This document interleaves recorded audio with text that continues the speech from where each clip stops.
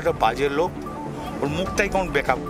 এরে ভাই, দলের হয়ে থেকে তো একে গুলি করে মেরে দেওয়া উচিত। একজন আমরা বাড়ি ঘর রাখবো না, চুরমার করে দেবো, আঙুল করে কেটে ফেলে দেবো। আমার চেয়ে বোধ কেউ নাই। নকুলদানা থাকবে, পাচন থাকবে। অনুব্রত মণ্ডল বীরভূমের বাঘ নামেই পরিচিত। মমতা বন্দ্যোপাধ্যায় সাংসদ হওয়ার আগে থেকেই নেত্রীর সঙ্গে পরিচয়। সিপিএমের বিরুদ্ধে জোরদার লড়াই করে আস্থাভাজন হন মমতার। তৃণমূল গঠিত হলে কংগ্রেস থেকে জোড়া ফুলে আসেন। পুলিশকে হুমকি দিয়ে চর্চায় সেই অনুব্রত, যদিও এ কোনো নতুন ঘটনা নয়। 7টা পর্যন্ত টাইম দেওয়ার, 9টা পর্যন্ত আমি ঢুকে যাবো। একজন আমরা বাড়ি ঘর রাখবো না, চুরমার করে দেবো। 2017 সালে বোলপুরে এক পুলিশ আধিকারিককে ঘড়ি দেখিয়ে এইভাবেই হুমকি দিয়েছিলেন অনুব্রত মণ্ডল। পুলিশের সঙ্গে তার এরূপ সম্পর্ক নতুন নয়। 2013 সালে পঞ্চায়েত নির্বাচনের সময় প্রকাশ্য মঞ্চে পুলিশকে বোমা মারার নিদান দেন মমতার স্নেহের কেষ্ট।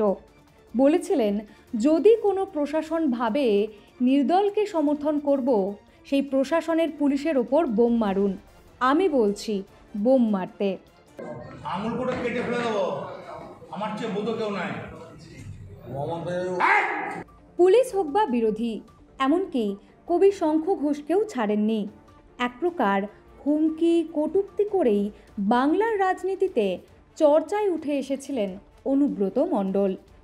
অনেক কিছু থাকবে, নকুলদানা থাকবে, পাচন থাকবে, মানুষকে ভালোবাসা থাকবে, আদর থাকবে, সোয়াগ থাকবে। মুদির দোকানের মালিক থেকে বীরভূমের বেতাজ বাদশাহ অনুব্রত মণ্ডল তৃণমূলের দাপুটে নেতা। বীরভূমের 22 নম্বর ওয়ার্ডের নিচুপট্টি এলাকায় বর্তমান ঠিকানা। তবে তার আদি বাড়ি নানুরের হাট সেরান্দি গ্রামে। 3 ভাইয়ের মধ্যে অনুব্রত হলেন মেজ। ক্লাস 8 পর্যন্ত পড়ে বসে পড়েন বাবার মুদির দোকানে। পরে বোলপুর বাজারে দেন মাছের দোকান। ফুটবল খেলতে ভালোবাসতেন ছোটবেলায়। গোলকিপার ছিলেন অনুব্রত। পছন্দ করেন সিনেমা, তবে বাংলা নয়, হিন্দি। হিরোর থেকে ভিলেনের ডায়লগ বেশি পছন্দ তার। অনুব্রতর রাজনৈতিক বক্তব্যেও পাওয়া গিয়েছে সেই উদাহরণ। বিতর্কিত হলেও জনমানুষে জনপ্রিয় তার ডায়লগ। আর যারা বুথের কর্মী আছেন, বাইরে দাঁড়িয়ে থাকবেন, সরকার নিয়ে সরকার দেখিয়ে ভোট করে নেবেন। কখনো ভোটে লড়েননি, সাংসদ বিধায়ক তো দূর, কখনো পঞ্চায়েত নির্বাচনেও প্রার্থী হননি কেষ্ট। কিন্তু বীরভূমে তৃণমূলের ভোট করাতেন তিনিই।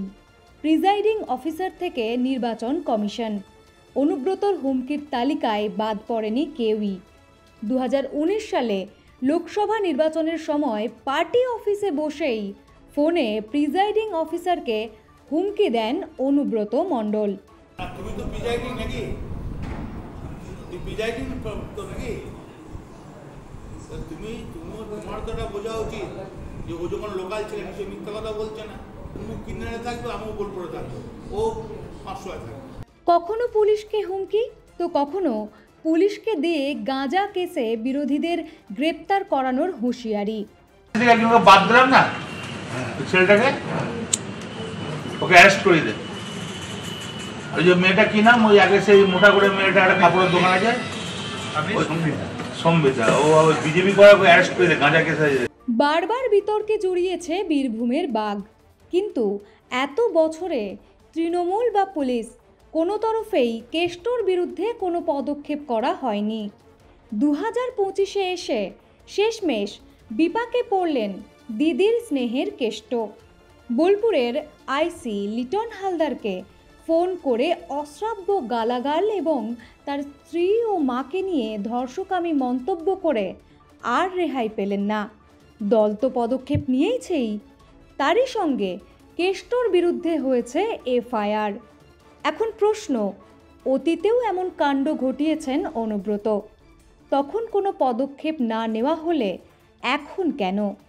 তবে কি তৃণমূলে প্রয়োজন ফুরিয়েছে কেষ্টর? তাকে ছাড়াও বীরভূমে ভোট করানো যে কোনো ব্যাপার না বুঝে গিয়েছে দল। 2022 সালে গরু পাচার মামলায় সিবিআইয়ের হাতে গ্রেপ্তার হন অনুব্রত মণ্ডল। 2023-এর 8ই মার্চ থেকে বন্দী ছিলেন তিহার জেলে। 2024-এর সেপ্টেম্বরে জেল থেকে ছাড়া পান কেষ্ট। মাঝে হয়ে গিয়েছে পঞ্চায়েত ও লোকসভা ভোট। তাতে অনুব্রতর নকুলদানা ও গুড় বাতাসা ছাড়াই ব্যাপক জয় হয় জোড়াফুলের। তৃণমূলে অনুব্রত এখন বৃদ্ধ বাঘ, দলের জন্য বোঝা। কেষ্টকে রাজনীতিতে অতীত করতে চাইছে তৃণমূলই। জেলে থাকাকালীনও বীরভূমের জেলা সভাপতি পদে বহাল ছিলেন, কিন্তু জেল থেকে মুক্তি পেয়ে কেষ্ট যখন স্বমহিমায় ফিরতে প্রস্তুত, তখনই তাকে জেলা সভাপতি পদ থেকে সরিয়ে শুধু কোর কমিটির সদস্য পদ দেওয়া হলো।